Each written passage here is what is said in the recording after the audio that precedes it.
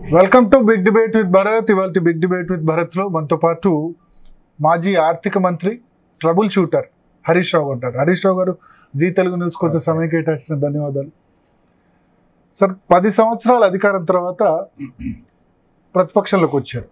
1 year అయింది దాదాపు. అంతకుముందు కూడా ప్రతిపక్షంలో ఉన్నారు, కొత్త కాదు. ఎట్లా ఉంది అంతకుముందు ప్రతిపక్షంలో ఉన్న అనుభవానికి ఇప్పుడు ఎట్లా అనిపిస్తుంది తేడా? Definitely there is a big difference. అప్పుడేమో ఉద్యమంతో కూడిన ప్రతిపక్షం. అప్పుడు మా లైన్ అంతా టోన్ టెనర్ ఒక్కటే, ఉద్యమం తెలంగాణ. ఇప్పుడు దిస్ ఇస్ టోటలీ డిఫరెంట్. మొదటిసారి నిజంగా చెప్పాలంటే బీఆర్ఎస్ పార్టీ మొట్టమొదటిసారిగా ఒక ప్రధాన ప్రతిపక్ష బాధ్యతను నిర్వర్తిస్తూ ఉంది. గతంలో విపక్షంలో ఉన్నప్పటికీ కూడా మా లైన్ అంతా కూడా తెలంగాణ రాష్ట్ర సాధన మీదనే ఉండేది, ఫోకస్ అంతా దాని మీదనే ఉండేది, ఉద్యమ రూపంలో ఉండేది. Now we are in the principal opposition. అయితే నిజంగా నాకు యాజ్ ఎ లీడర్, ఒక నాయకుడు ఎదగాలంటే, ఒక నాయకుడు పరిణితి చెందాలంటే, ఒక నాయకుడు రాష్ట్రం మీద సమస్యల మీద అవగాహన పెంచుకోవాలంటే ప్రతిపక్ష శాసనసభ్యుడికి ఉన్న అవకాశం అధికార పక్షంలో దొరకదు. నిజంగా నేను ఇలా ఈ గౌరవం నాకు దక్కిందంటే, 1 ఉద్యమం, 2 ప్రతిపక్షంలో పోషించిన పాత్ర. శాసనసభలో మాట్లాడినా, శాసనసభ బయట మాట్లాడినా, ఎక్కడ మాట్లాడినా ప్రతిపక్షంలో లీడర్ ఎదుగుతాడు. లీడర్ నేర్చుకోవాలంటే బాగా నేర్చుకోగలుగుతాడు, క్యాడర్కు దగ్గరవుతాడు, ప్రజలకు దగ్గరవుతాడు, ప్రజా సంఘాలకు దగ్గరవుతాడు. అధికారంలో ఏమైందంటే, నువ్వు మంత్రిగా ఉన్న బాధ్యతలో ఉన్నప్పుడు ఒత్తిడి, ఒకవైపు ఒక ఫిక్స్డ్ ఫార్మెట్లో పనిచేయాలి, నువ్వు కొన్ని నిబంధనలకు లోబడి పనిచేయాల్సి ఉంటుంది, ఒకటి అప్పగించిన బాధ్యతలు నిర్వర్తించాల్సి ఉంటుంది, జిల్లా చూడాలి, పార్టీ చూడాలి, ప్రభుత్వం చూడాలి, నియోజకవర్గం చూడాలన్నప్పుడు నీకు సమయాభావం వల్ల కొంతమందికి దూరం అవుతాం. న్యాచురల్గా గవర్నమెంట్లో ఉన్నప్పుడు హై ఎక్స్పెక్టేషన్స్ ఉంటాయి, కార్యకర్తల్లో, ప్రజల్లో, నాయకుల్లో, నీకుండే ఫ్రెండ్స్లో, బంధువుల్లో. అవి ఆచరణ సాధ్యం కాదు. ఎందుకంటే నీకు ఒక సిస్టమ్ ఉంటుంది, ఒక కాన్స్టిట్యూషన్ ఉంటుంది. ఏదనుకుంటే అది అవుద్ది అని కొంతమంది అనుకుంటూ ఉంటారు. ప్రాక్టికల్గా అవేవి సాధ్యం కాదు. అప్పుడేమైంది? డిసప్పాయింట్మెంట్ పెరుగుతుంది. మా అన్న పోతే పట్టుకోలే, నేను అడిగితే పని చేయలేదు అంటాడు. అది చేయడానికి అవకాశం లేదు. You are govern by a constitution and certain framework, rules. ఆ సిస్టంలోనే పనిచేయాలి. అప్పుడు ఏమవుతుందంటే, మేము రోజు రోజుకు కొంతమందికి దూరం అవుతుంటాం. ప్రతిపక్షంలో ఏమవుద్ది? ప్రజా సమస్యల మీద అందరి గురించి ప్రశ్నిస్తుంటాం. అందరి హరీష్ రావు దగ్గరికి వెళ్తే ఏ పనైనా అవుతుందంటారు. మీరు కూడా పని చేయని వాళ్ళు ఉన్నారా సిద్దిపేటలో? డెఫినెట్గా ఉంటారు. అంటే నేను to be frank with you, కానటువంటి పని కొంచెం చెప్పే ప్రయత్నం చేసేవాడిని. బైసాబ్ ఇది కాదు, ఇది ఇట్లా సిస్టమ్ ఉంటుంది, మెరిటు, మార్క్స్, ఎగ్జాము, ఆన్లైన్ ఉంటుంది, సిస్టంలోనే జరుగుతుంది, ఇందులో ముఖ్యమంత్రి గారు కూడా ఏం చేయలేరు, ఇది ఎవరైనా చెప్పినా తప్పు అని చెప్పేవాడిని. అర్థం చేసుకునే వాళ్ళు, కొంతమంది నొచ్చుకునేవాళ్ళు. కొంతమంది అనుకుంటారు, నువ్వు అనుకుంటే ఉద్యోగం రాదా, నువ్వు అనుకుంటే ఇది రాదా అంటారు. That is system. నిజంగా అట్లా సిస్టమ్ తప్పితే ఏమైందంటే, ఇలా కాంగ్రెస్ పార్టీ పరిస్థితి వస్తుంది. నువ్వు ఒక తప్పు చేసినప్పుడు ఆ తప్పును కప్పిపుచ్చుకోవడానికి ఇంకో 10 తప్పులు చేయాల్సి వస్తుంది. నువ్వు సిస్టమ్ ద్వారా పోయినప్పుడు వైడర్ యాక్సెప్టెన్సీ వస్తుంది. సో ఇప్పుడు 1 year 2 months అయింది. ఫస్ట్ 3-4 monthsలోనే మీరు రుణమాఫీ గురించి అటాక్ మొదలుపెట్టారు. మీరేమో రుణమాఫీ చేయలేదు. మొదటి టర్మ్లో 4 సంవత్సరాలు పట్టింది రుణమాఫీ చేసేందుకు. సెకండ్ టర్మ్లో 5 సంవత్సరాలు తీసుకున్నారు, అది కూడా కంప్లీట్ కాలేదు. రేవంత్ రెడ్డిని ఫోర్స్ చేసి రుణమాఫీ మీద ఒట్లేయించి ఇవాళ ఈ ఆర్థిక పరిస్థితికి కారణం హరీష్ రావు అంటే? Good question. మేము కాంగ్రెస్ పార్టీ లాగా హామీ ఇవ్వలేదు. వాళ్ళు ఏం చెప్పారు? December 9వ తేదీన ఏకకాలంలో 2 లక్షల రుణమాఫీ చేసి తీరుతామన్నారు, ఒక్కటేసారి చేస్తామన్నారు అని మాట తప్పింది కదా. మాట తప్పినప్పుడు న్యాచురల్గా నేను ప్రశ్నించిన, వెంటబడ్డా. ప్రతిపక్షంగా నా బాధ్యత, దట్స్ మై రెస్పాన్సిబిలిటీ. సీఎం గారు అవగాహన రైత్యం కావచ్చు, తొందరపాటుతనం కావచ్చు, అపరిపక్వత కావచ్చు, పరిపాలన మీద పట్టు లేకపోవడం కావచ్చు, అధికారుల మాట వినకపోవడం కావచ్చు, 15 ఆగస్టులోగా రుణమాఫీ చేసి తీరుతా అని కనబడ్డ దేవుని మీద ఒట్టు పెట్టిండు, చర్చిల మీద ఒట్టు పెట్టిండు, దర్గాల మీద పెట్టిండు, మసీదుల మీద పెట్టిండు. మాట తప్పితే ఇవాళ నవ్వుల పాలైపోయిండు. ఆ కుర్చీకే అగౌరవం, కుర్చీకే అప్రతిష్ట తెచ్చిండు. సో ఆయన చెప్పినప్పుడు చేయాలి కదా. ఇంకోటి, మేము బీఆర్ఎస్ పార్టీ మేము ఎప్పుడు కూడా మొదటి సంతకం పెడతాము, మొదటి సంవత్సరమే చేస్తామని చెప్పలేదు. రుణమాఫీ చేస్తామన్నాం. ఫస్ట్ టర్మ్లో ₹1,00,000 రుణమాఫీ చేసేసాం. సెకండ్ టర్మ్కి వచ్చేసరికి రుణమాఫీ చేసే విషయంలో వరుసగా 2 సంవత్సరాలు కరోనా సంవత్సరాలు వచ్చినాయి. కరోనా వల్ల ఆదాయం తగ్గింది, ఖర్చు పెరిగింది, కొంచెం ఇబ్బంది జరిగిన మాట వాస్తవం. 2వ సంవత్సరం కూడా మేము కొంతవరకు చేసాం. మేము 13,000 కోట్ల వరకు చేసాం, ఇంకొక 5-6 వేల కోట్లు మిగిలిపోయింది. దానికి మేము శిక్ష వేశారు ప్రజలు మాకు. కానీ మేము ప్రజలకు హామీ ఇవ్వకపోయినా, ఎన్నికల్లో రైతు బంధు ఇస్తామని ఓట్ల ముందు చెప్పకపోయినా, 11 విడతల్లో 73,000 కోట్ల రూపాయలు రైతు బంధు ఇచ్చాం మేము. 73,000 crores. కరోనా వచ్చినప్పుడు కూడా ఎమ్మెల్యేలు, మంత్రులు, ఉద్యోగులు అన్ని జీతాలు బంద్ పెట్టి, బిల్లులు బంద్ పెట్టి రైతులకు మాత్రం సకాలంలో మేము రైతు బంధు డబ్బులు ఇచ్చాం. మాట ఇవ్వకపోయినా చేసింది 73,000 కోట్లు. కానీ వీళ్ళు వరంగల్ రైతు డిక్లరేషన్లో ఏం చెప్పారు? బీఆర్ఎస్ 10,000 ఇచ్చింది, ఇప్పుడైతే 10,000, మేము వస్తే 15,000 రైతు బంధు అన్నారు, రాలేదు. మేము ఒకటేసారి మీరు ఇంకా తెచ్చుకోండి అప్పులు, రాగానే 2,90,000 చేస్తామన్నారు, చేయలేదు. అన్ని పంటలకు బోనస్ అన్నారు, ఒక్క పంటకే వరికి ఇచ్చిండ్రు, ఆ వరికి కూడా సన్నాలకు ఇచ్చిండ్రు, అది కూడా ఇంకా ఈ రోజు కూడా డబ్బులు పడలేదు. బోనస్ బోగస్ అయిపోయింది. పంటల బీమా వానకాలం అసెంబ్లీలో బడ్జెట్లో కూడా బట్టి గారు చెప్పిండ్రు, ఈ సంవత్సరం నుంచి ఈ రాష్ట్రంలో 2 పంటలకు పంటల బీమా ఇస్తామన్నారు. వానకాలం అప్పుడేమో యాసంగి అన్నారు, యాసంగి అంటే ఏమో మళ్ళీ వచ్చే సంవత్సరం అని పంటల బీమాని చేతులు ఎత్తేసిండ్రు. అంటే రైతులకు ఇచ్చిన ఏ ఒక్క హామీ అమలు చేయలేదు కదా బైసాబ్. మేము కొన్ని హామీలు అమలు చేశాం. ఇలా ప్రజలకు ఇచ్చిన హామీలే కాదు, కళ్యాణ లక్ష్మి పథకం మేము ఎన్నికల్లో మేనిఫెస్టోలో పెట్టలే. 13 లక్షల మంది పేదింటి ఆడపిల్లలకు 11,000 కోట్ల రూపాయల కళ్యాణ లక్ష్మి కింద ఖర్చు పెట్టాం. 70 లక్షల మంది రైతులకు 73,000 కోట్లు రైతు బంధు కింద మాట ఇవ్వకుండా ఇచ్చాం. ఇలా మేము చేసినవి. అంటే మీకు మిగులు బడ్జెట్ తో రాష్ట్రాన్ని ఇస్తే మీరు అప్పుల రాష్ట్రం చేశారు. 2,000 పరిస్థితి ఉంది అనుకోలేదు. 2,000 కోట్ల రూపాయలతో మిగులు బడ్జెట్ తో బట్టి గారికి ఇచ్చాను. ఇది నేను చెప్తలేను. బట్టి గారు మొన్న బడ్జెట్ పెట్టినప్పుడు ఎప్పుడు అప్రాపరేషన్ పెడతారు 2023-24 2,000 crore సర్ప్లస్ బడ్జెట్ అని చూపించాడు కదా, ఆయన చూపించాడు. సర్ప్లస్ పెండింగ్ లో ఉన్నాయి. మరి అదే కదా, వాళ్ళకి నడపచేత కాకపోతే అవుతుంది. 2,000 కోట్ల రూపాయల సర్ప్లస్ బడ్జెట్ తో ఈ రాష్ట్రాన్ని మేము అప్పగించాము. 1. 2 ఎన్నికల టైంలో మీలాంటి విశ్లేషకులు కొంతమంది అడిగారు బట్టి గారిని, మీరు ఇన్ని హామీలు ఇస్తున్నారు, ఎలా చేస్తారు, బడ్జెట్ సరిపోద్దా అంటే, కాంగ్రెస్ పార్టీకి అపారమైన అనుభవం ఉంది, సంపద పెంచుతాం, ప్రజలకు పంచుతామని మాట ఇచ్చాడు. మరి ఎందుకు పెంచుతలేదు సంపద? దురదృష్టం ఏంటంటే సంపద పెంచుడు కాదు, సంపద తగ్గింది. ఎందుకు తగ్గింది?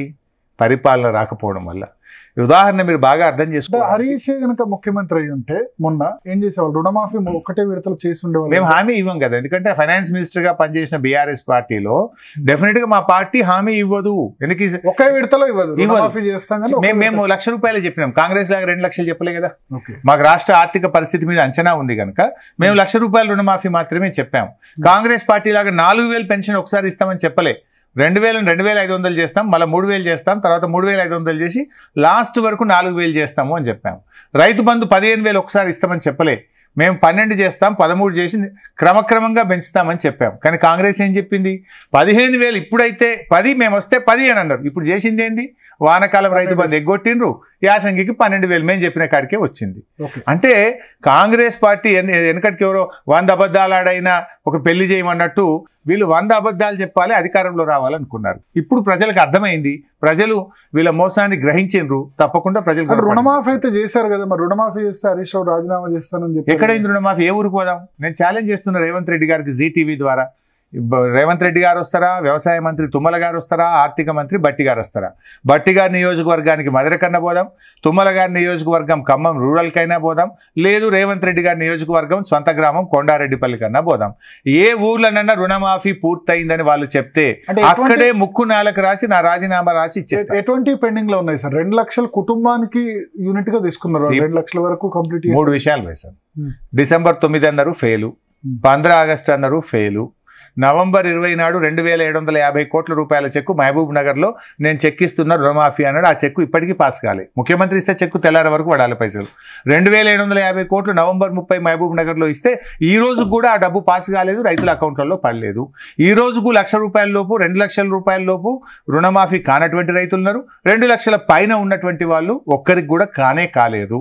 వీళ్ళు చెప్పింది 41,000 కోట్లు, చేస్తామన్నది 31,000 కోట్లు, బడ్జెట్ లో పెట్టింది 25,000 కోట్లు, ఈ రోజుకి ఇచ్చింది 16,000-17,000 కోట్లు. ఇక ఎక్కడైంది? ఇంకెన్ని వేల కోట్లు ఇస్తారు? దాదాపు సగం అయిందండి. నిజాయితీగా చేస్తే ఇంకా సగం మందికి చేయాలి, ఇంకా సగం మందికి కావాలి. సో అందుకనే మీరు హామీ ఇవ్వలేదట. అంటే జాగ్రత్తగా ఆలోచించి ఆచితూచి ఇచ్చాం మేము. సో ఈ నిజంగా 6 గ్యారెంటీలు మిమ్మల్ని ఒడగొట్టే మీ తప్పులు ఏం లేవంటారా? డెఫినెట్గా మా తప్పులు ఉన్నాయి. లేవనంటే అది ఏదో నేను కూడా అబద్ధం అన్నట్టు అవుతుంది. సో 10 సంవత్సరాల్లో కొన్ని తప్పులు ఉన్నాయి, కొన్ని ఒప్పులు ఉన్నాయి. కొన్ని మంచి పనులు చేశాము, కొన్ని ప్రజలకు నచ్చని పనులు చేసి ఉంటాము. సో కొన్ని ప్రజల అంచనాలకు అనుగుణంగా మేము చేయలేకపోయి ఉండొచ్చు. ప్రజల ఆలోచన ఒక రకంగా ఉంటే మా ఆలోచన ఇంకో రకంగా ఉండొచ్చు. బట్ ఏదైనా మేము సమీక్షించుకుంటాం, సరి చేసుకుంటాం. ఒకటి. రెండు, డెఫినెట్గా కాంగ్రెస్ పార్టీకి ఇచ్చిన హామీలు కూడా ప్రజలను ఆకర్షింపజేసినాయి. ఏమన్నారు వీళ్ళు, ఏదో ఇప్పుడు ఇప్పుడైతే 2000 డిసెంబర్ 9కి ఇందిరమ్మ రాజ్యం వస్తుంది, 4000 వస్తాయి, మనమడి కాళ్ళు వత్తుతాడనే. ఇవో అవ్వకైనా ఏమనిపిస్తుంది, 4000 వస్తే నా మనమడికి ఇంత ఐస్ క్రీమ్ కొనియచ్చు, బిస్కెట్ ప్యాకెట్ కొనియచ్చు అనుకొని ఆశపడి ఉండొచ్చు కదా. లేదు, రైతుకు ఇప్పుడైతే 10,000, రేపైతే 15,000 అంటే వాళ్ళు ఆశపడతారు కదా. నిరుద్యోగ యువతకు మొదటి సంవత్సరమే 2 లక్షల ఉద్యోగాలు ఇస్తామని అన్ని పేపర్లలో ఫుల్ పేజ్ యాడ్లు ఇచ్చి, టీవీల్లో యాడ్లు ఇచ్చి, సోషల్ మీడియాలో ఊదరగొట్టి, రాహుల్ గాంధీ పోయి స్వయంగా మన లైబ్రరీ అశోక్ నగర్ మెట్ల మీద కూర్చొని మాటిస్తే న్యాచురల్ గా నిరుద్యోగ యువత నమ్ముతుంది కదా. 30,000 ఆల్రెడీ యాడిచ్చిండ్రు అన్న, 50 అంటాడు, 30 అంటాడు, 60 అంటాడు. ఇప్పుడు నేను నిజం చెప్తున్నా, కాంగ్రెస్ పార్టీ వచ్చిన తర్వాత నోటిఫికేషన్ ఇచ్చిన ఉద్యోగాలు కేవలం 6,200. మిగతాయన్నీ మా ప్రభుత్వంలో నోటిఫికేషన్ ఇచ్చి, పరీక్ష పెట్టి, ఫలితాలు ఇచ్చి, మెడికల్ టెస్ట్ చేసిన వాళ్ళకి కాయిదాలు పంచారు. మీరు ఎందుకు ఇంత ఫాస్ట్ గా చేయలేకపోయారు? మేము 160,000 ఉద్యోగాలు నింపామండి. 10 బీఆర్ఎస్ రేవంత్ రెడ్డి కలిగించింది ఏంటంటే, మేము చాలా ఫాస్ట్ గా రిక్రూట్మెంట్, మన డిఎస్సి సంబంధించి అయినా మీ దగ్గర మీ టైంలో డిఎస్సి 2-3 సంవత్సరాలు 3-4 సంవత్సరాలు తీసుకుంది.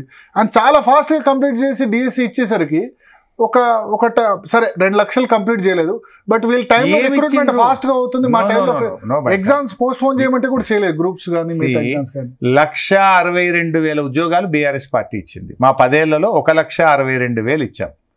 మా దగ్గర ఇంకో చిన్న సమస్య ఏమొచ్చిందంటే, తెలంగాణ ఉద్యమ ట్యాగ్ లైన్ నీళ్లు, నిధులు, నియామకాలు.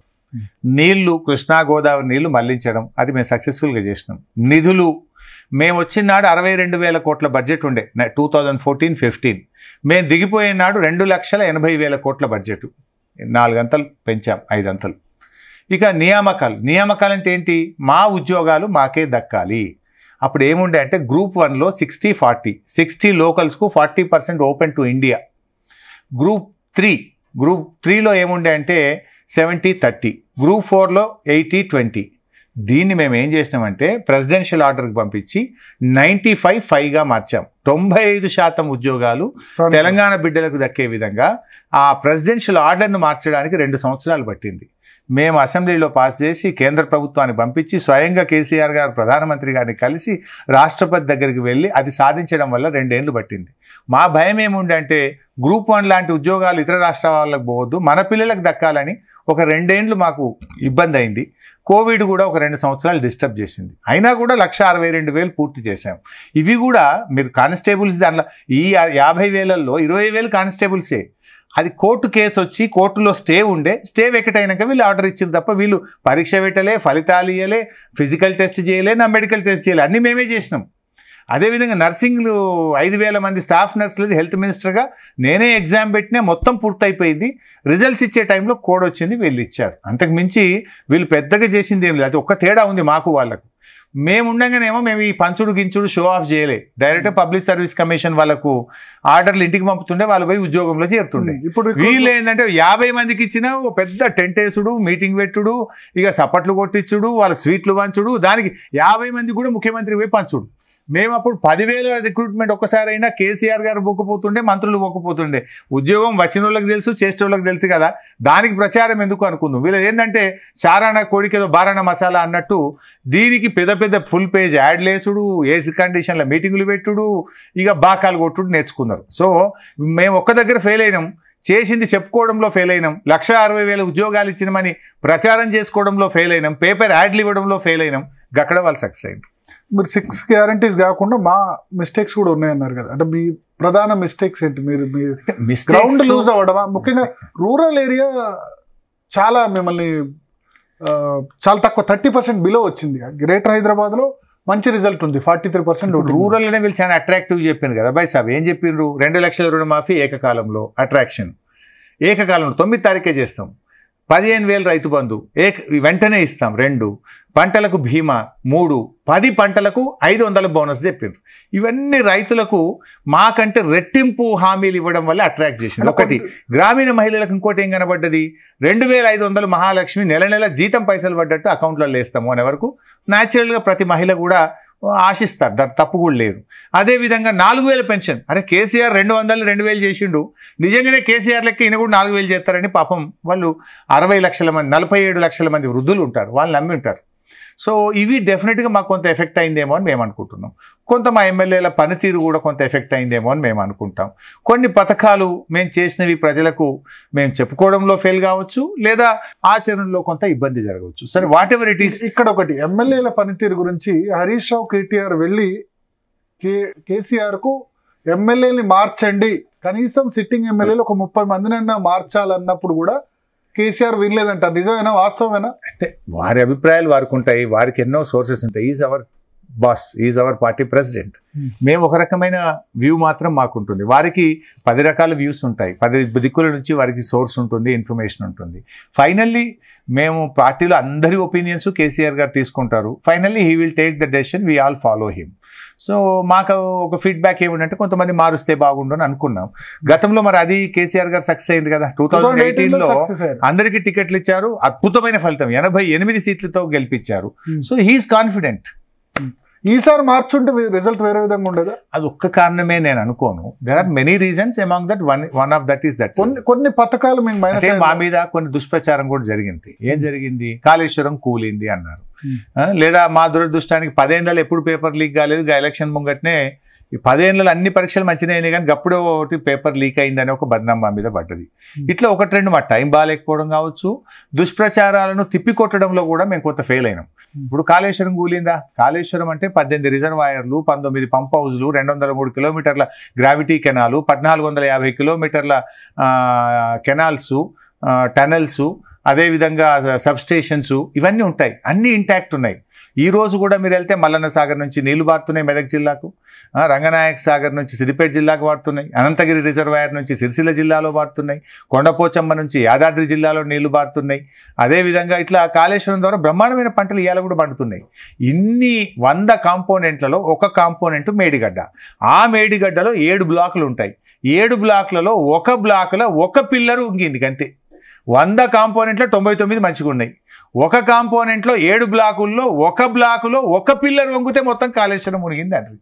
సో దాన్ని మేము తిప్పి కొట్టడంలో కానీ వివరించి చెప్పడం. ఆ టైంలోనే మీరు ఆ కుంగిపోయినప్పుడే మీడియాను అనుమతించి పోయింది ఇది ఒక్కటే అని ఎందుకు చెప్పలేకపోయారు?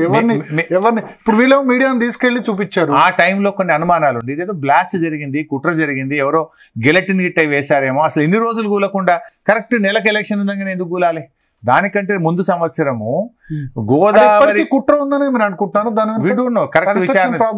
కరెక్ట్ విచారణ జరిగితే తెలుసు. అంటే ప్రాబ్లం ఉంటే అంతటా ఒకటి ప్రాబ్లం ఉంటే మొదటి సంవత్సరం రావాలి కదా. 4 ఏళ్ళు నీళ్లు నింపినాం, 4 ఏళ్ళు ప్రాజెక్టు నడిచింది. 2022 అనుకుంటా highest flood ever in the history of Godavari. మొత్తం మునిగిపోయింది.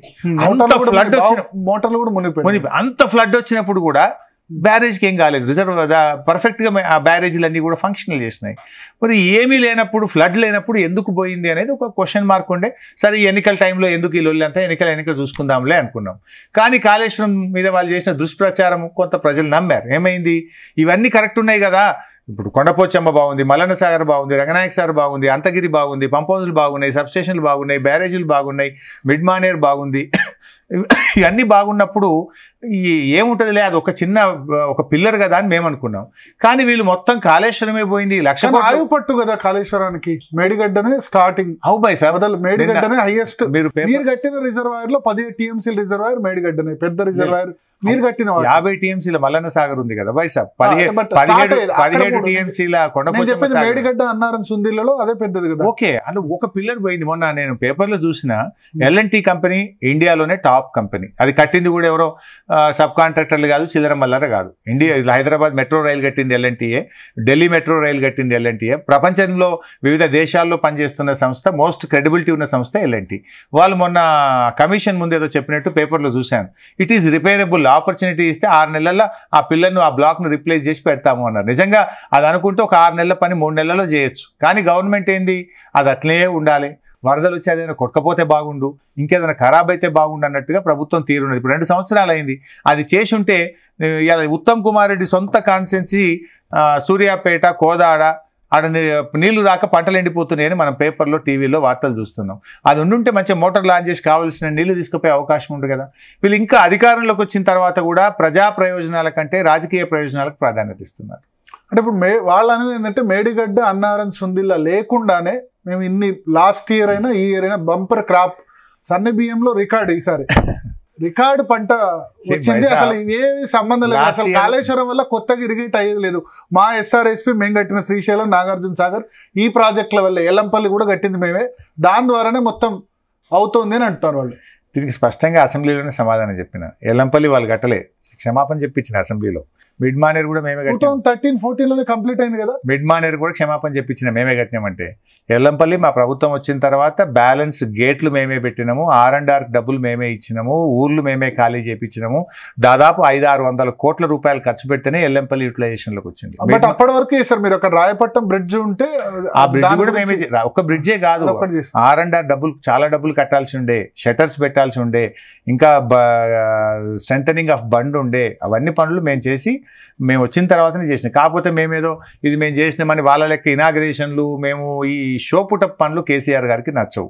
అంత పెద్ద ఎల్లంపల్లి కట్టినా, అంత పెద్ద మిడ్ మానేర్ కట్టినా మేము ఇనాగ్రేషన్ల పేరు మీద ఈ ఇప్పుడు ఏంటంటే పక్కన పిల్లని కూడా మా పిల్లని ముద్దు పెట్టుకునే తరీకా రేవంత్ తరీకా, కానీ మాకేమో ఆ తరీకా రాదు. ఇప్పుడు మేము చేసిన ఉద్యోగాలను కూడా మేమే ఇచ్చినామని సర్టిఫికెట్లు పంచుడు, కేసీఆర్ గారు కట్టించిన ఫ్లైఓవర్లకు పోయి రిబ్బన్లు కత్తిరించడేమో ఆయన వంతైంది. మేమేమో చేసిన పని కూడా ప్రజలకు తెలుసు కదా. చేశారు పెద్ద ఎత్తున ఇనాగ్రేషన్. అది ఓన్లీ అక్కడ ముఖ్యమంత్రి, మహారాష్ట్ర ముఖ్యమంత్రిని పిలిచి చేశారు. మొత్తం ప్రాజెక్ట్ కు ఒకటే రిబ్బన్ కత్తిరించిన అంతే. రేవంత్ రెడ్డి ఆనాడు రాజశేఖర రెడ్డి ఇదే కాళేశ్వరంకు జిల్లా కొబ్బరికాయ కొట్టిండు, 4 జిల్లాల్లో శంకుస్థాపన చేసిండు చేయబోయేదానికి. మేము అంత పెద్ద బ్యారేజీలు కట్టే కూడా ఒకటే దగ్గర ఇట్లా సింపుల్ గా రిబ్బన్ కత్తిరించి కేసీఆర్ ముగిచ్చిండు. మేము అట్లా అనుకుంటే మల్లన్న సాగర్ దగ్గర ఓ పెద్ద ఫంక్షన్, మిడ్ మానేర్ దగ్గర ఓ ఫంక్షన్, రంగనాయక సాగర్ దగ్గర ఓ ఫంక్షన్, కొండపోచమ్మ ఎన్ని చేయొచ్చు ఫంక్షన్లు. మేమేమంటే ఆర్భాటం కంటే కూడా పనితనం ప్రజలకు తెలుసు కదా అనే ధోరణిలో పనిచేశాం. కాళేశ్వరం రిటైర్డ్ న్యాయమూర్తి కమిషన్ ఈ విచారణ ఎక్కడి వరకు వెళ్తుంది? సో అది మిమ్మల్ని కూడా పిలిస్తే వెళ్తాం. అక్కడ 100% తప్పు జరగలేదు, ఆ కరప్షన్కి అవకాశమే లేదు. ఇది కేవలం రాజకీయ దురుద్దేశంతో బురద జల్లడం కోసం వేసిన కమిషన్గానే నేను భావిస్తున్నాను. కమిషన్ ఎప్పుడు పిలిచినా వెళుతా, వారు అడిగిన అన్ని ప్రశ్నలకు సమాధానాలు చెప్తాం. ఫైనల్గా జరిగేది ఏమీ ఉండదు. ఒక ప్రాబ్లం అంటారు, అంటే కరప్షన్ సంగతి పక్కన పెడితే కేసీఆర్ ఇంజనీర్ అనుకున్నారు. ఆయన ఇంజనీర్ కాదు కదా. ఇంజనీర్లకు ఫ్రీడమ్ వదిలేయకుండా ఆయన డిజైన్ చేయడం వల్ల ఈ సమస్య వచ్చింది. ఆయన డిజైన్ చేసిన ఆధారం ఉందా అండి? ఆయన డిజైన్ చేస్తారండి, ఇది ఎవరికి ఇచ్చిండ్రు? కేంద్ర ఇంజనీర్లు అందరూ తప్పు. సరే ఆధారాలు ఉన్నాయి, డాక్యుమెంట్స్ ఉంటాయి కదా బై సార్. కేంద్ర ప్రభుత్వ సంస్థ వ్యాప్కోస్కి ఇచ్చాం. వ్యాప్కోస్ అనే కేంద్ర ప్రభుత్వ సంస్థ దీన్ని డిజైన్ చేసి వాళ్ళు ఇచ్చారు. వాళ్ళు ఇచ్చిన డిజైన్ మన ఇంజనీర్లు దాన్ని రూపకల్పన చేసి టెండర్లు పిలిచి వాళ్ళు పనిచేశారు. సో కేసీఆర్ నాకు నీళ్లు కావాలి, తెలంగాణ సస్యశ్యామలం కావాలి అనేది కేసీఆర్ తనలాట. మేము రాజకీయం కంటే కూడా కేసీఆర్ గారు ఒక 100 ఏళ్ల ముందుకు ఆలోచించాడు. రేపు నీళ్ళే జీవితం, వాటర్ వార్స్ జరుగుతాయి ఈ దేశంలో, ఈ ప్రపంచంలో. మళ్ళీ రేపు గోదావరి మీద ట్రిబ్యునల్ వస్తే మన హక్కులు కోల్పోతాం. వాస్తవానికి 3rd TMC అంత అర్జెంటుగా చేయాల్సిన అవసరం లేదు. ఓట్లే రాజకీయం అనుకుంటే ఆ డబ్బును ఇంకో స్కీమ్ మీద పెట్టుంటే మేము రాజకీయంగా లబ్ధి పొందుము. కానీ 3rd TMC అని ఎందుకు పెట్టిండంటే మన రైట్ ఎస్టాబ్లిష్ చేయాలి. మన గోదావరిలో అతి ఎక్కువ నీళ్లను తెలంగాణ తీసుకోవాలి, రైపేరియన్ రైట్స్ పొందాలి. రేపు గోదావరి మీద కూడా ట్రిబ్యునల్ వస్తే ఏమవుతుంది? అప్పటికే నిర్మించిన ప్రాజెక్టులు ఏమన్నా ఉంటే ఆటోమేటిక్గా వాటికి అలొకేషన్ జరుగుతుంది. ఆ హక్కు తెలంగాణకు దక్కాలని దూరదృష్టితో కేసీఆర్ గారు ఆలోచించారు. హరీష్ రావు గారు, మనతో పాటు మా కొలీగ్స్ కూడా మిమ్మల్ని ప్రశ్నలు అడగాలనుకుంటారు. సో ఎస్, మిమ్మల్ని మీరు ఇంట్రడ్యూస్ చేసుకొని అడగండి. మైసెల్ఫ్ రెహానా సార్, నమస్తే. ఎలా ఉన్నారు హరీష్ రావు గారు? ఫైన్ అండి, థ్యాంక్ యూ రెహానా. చాలా మంది రాజకీయ నాయకులు ఉన్నారు, అందులో ప్రజల మనసుని గెలుచుకున్నవారు కొద్ది మంది ఉంటారు, అందులో హరీష్ రావు గారు ఉంటారంటే అతిశయక్తి లేదు. ఈవెన్ మీరు హెల్త్ మినిస్టర్ గా ఉన్నప్పుడు ఏపీ వాళ్ళు హెల్త్ మినిస్టర్ ఎవరంటే మీ పేరే చెప్పేవారు. సో నాదొక క్వశ్చన్, మీరు యూత్ అఫైర్స్ చూసారు, ఇరిగేషన్ చూసారు, ఫినాన్స్ చూసారు, హెల్త్ మినిస్టర్ గా చేశారు. సో మీరు మార్కెటింగ్ చూసాను, లెజిస్లేటివ్ అఫైర్స్ చూసాను. సో మీరు ఎంజాయ్ చేసిన మినిస్ట్రీ ఏంటి? అండ్ ప్రజలు మీకు ఏ ఫీల్డ్ లో బాగా దగ్గరయ్యారు? నాకు బాగా సాటిస్ఫాక్షన్ ఇచ్చింది హెల్త్ డిపార్ట్మెంట్. ఇన్వాల్వ్ అయ్యి అంటే ఏమైందంటే నీడీ పీపుల్ కు ఇమీడియట్ రిలీఫ్, ప్రజల ప్రాణాలు కాపాడడంలో కష్టాల్లో ఉన్నప్పుడు, ఆపదలో ఉన్నప్పుడు సహాయం చేసే గొప్ప అదృష్టం వైద్య ఆరోగ్య శాఖలో దొరుకుతుంది, తృప్తి దొరుకుతుంది. ఎంత పని చేస్తే అంత రిజల్ట్ ఉంటుంది. అక్కడ I got more relief and happiness. Okay sir, ఇప్పుడు బీఆర్ఎస్ లో మీరు ఫస్ట్ డే నుంచి ఉన్నారు కేసీఆర్ గారితో, కష్ట సుఖాల్లో. సో అన్ని సిచ్యువేషన్స్ లోనే మీరు కేసీఆర్ తో ఉన్నారు.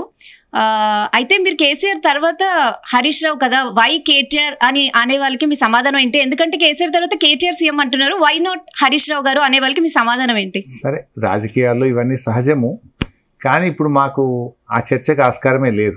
The only leader is KCR, our boss is KCR.